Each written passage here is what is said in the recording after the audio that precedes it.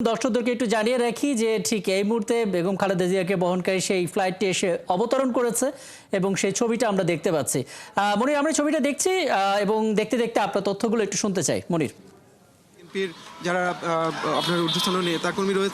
নেতা রয়েছেন তাদের সাথে কথা বলছেন এবং নির্দেশনা দিচ্ছেন যেন যারা রাস্তায় নেমে না আসেন। ক্ষেত্র বিশেষে তাদেরকে কঠোর হতেও কিন্তু আমরা দেখেছি যে খানিকক্ষণ আগে এই পয়েন্টে কয়েকজন বিএনপি নেতাকর্মী তারা রাস্তায় নেমে এসেছিলেন স্লোগান দিতে দিতে। তখন আমরা দেখেছিলাম যে সেনাবাহিনীর সদস্যরা তাদেরকে এক প্রকার রাস্তা থেকে সরিয়ে দিয়েছেন। অর্থাৎ সেনা সদস্যরা তারা ক্ষেত্র বিশেষে কিছুটা কঠোর হচ্ছেন যেন মানুষের ভোগান্তি এই জায়গাতে না হয় এবং বিএনপি চেয়ারপারসন বেগম খালেদা জিয়া নিরাপত্তার সাথে সুশৃঙ্খলভাবে এয়ারপোর্টে নেমে সেখান থেকে গুলশানের যে বাসা রয়েছে সেই বাসা পর্যন্ত যেন নির্বিঘ্নে পৌঁছাতে পারেন সেই চেষ্টাটুকু এখানে সেনাবাহিনীর সদস্য এবং একই সাথে আইনশৃঙ্খলা রক্ষাকারী বাহিনীর যারা সদস্য রয়েছেন তারা কিন্তু সেই চেষ্টাটুকু করে যাচ্ছেন। আর এই দলীয় নেতাকর্মীদের প্রত্যাশার জায়গা হলো যে বিএনপি চেয়ারপারসন একেবারে অসুস্থ অবস্থায় দেশ ছেড়েছিলেন, আজকে অনেকটা সুস্থ অবস্থায় তিনি দেশে ফিরে আসছেন এবং তাদের প্রত্যাশার জায়গা হলো যে বিএনপি চেয়ারপারসন বেগম খালেদা জিয়া হয়তো আগের মতো রাজনৈতিক যে কর্মকাণ্ড সেই রাজনৈতিক কর্মকাণ্ডে তিনি থাকবেন এবং বিএনপির এখন নতুন করে যে আন্দোলন অর্থাৎ একটি নির্বাচন, দ্রুততম সময়ের মধ্যে নির্বাচন, সেই নির্বাচনের দাবি আদায় করবার জন্যে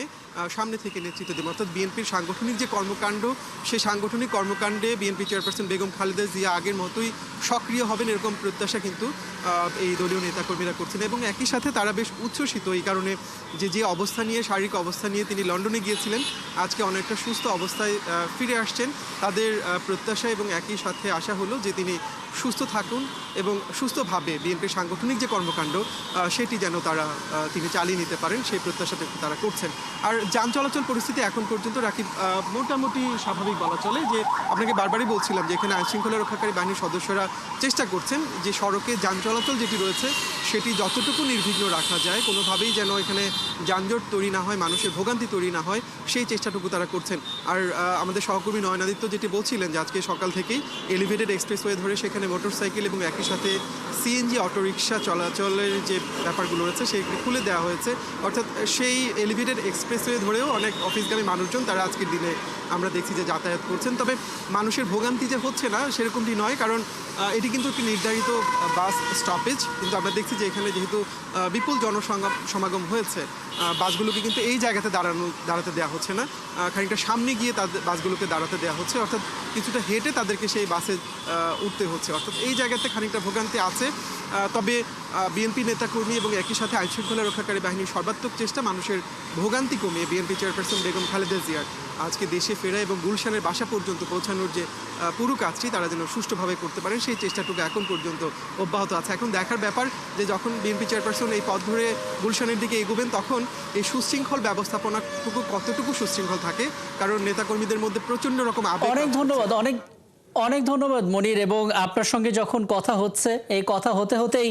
আমরা খবর পেয়েছি, ব্রেকিংও যাচ্ছে, বেগম খালেদা জিয়ার সেই ফ্লাইটটি আসলে এসে পৌঁছেছে শাহজালাল আন্তর্জাতিক বিমানবন্দরে এবং যেটা ধারণা করা হচ্ছিল 10:30 থেকে 11টা, আমরা দেখতে পেলাম যে 10:40-এর মধ্যেই এই ফ্লাইটটি এসে পৌঁছেছে এবং QAF8 এই ফ্লাইটে মোটামুটিভাবে আমরা যতটুকু জানতে পেরেছি কাতারের রাজ পরিবারে পাঠানো এই এয়ার অ্যাম্বুলেন্স এবং সেখানে বেগম খালেদা জিয়া তো আছেনই, সাথে 2 পুত্রবধূ আছেন, ডাক্তার জোবাইদা রহমান এবং সৈয়দা শর্মিলা রহমান। এছাড়াও আছে মেডিকেল বোর্ডের সদস্য এবং বিএনপি স্থায়ী কমিটির সদস্য অধ্যাপক ডাক্তার আবু জাফর মোহাম্মদ জাহিদ হোসেন, যাকে আমরা AZM জাহিদ হোসেন নামেই চিনি, আছেন অধ্যাপক ডাক্তার শাহাবুদ্দিন তালুকদার এবং এই ফ্লাইটের মধ্যে আছেন ডাক্তার জাফর ইকবাল। এর বাইরে বিএনপি চেয়ারপারসন উপদেষ্টা ডক্টর মোহাম্মদ এনামুল হক চৌধুরীও আছেন নির্বাহী কমিটির সদস্য এবং বাফুফের সভাপতি তাবিদ আওয়াল, যুক্তরাজ্য বিএনপি সাধারণ সম্পাদক কয়সর এম আহমেদ এখানে আছেন, খালেদা জিয়া সহকারী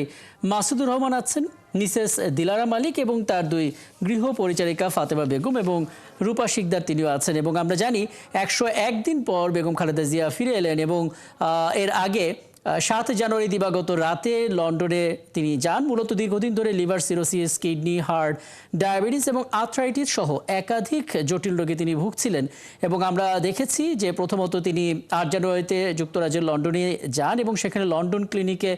টানা 17 দিন চিকিৎসা নিয়েছিলেন। এরপর 25 জানুয়ারি তিনি হাসপাতাল থেকে রিলিজ পান, চলে যান ছেলে তারেক রহমানের বাসায় এবং সেখানে মেডিকেল বোর্ড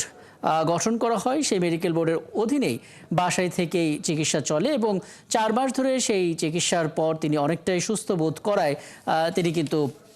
গতকাল রওনা দেন এবং আজকে 10:40-এ তিনি এসে পৌঁছলেন। এবং বলে রাখি, আমরা এর আগে খবরে জানাচ্ছিলাম যে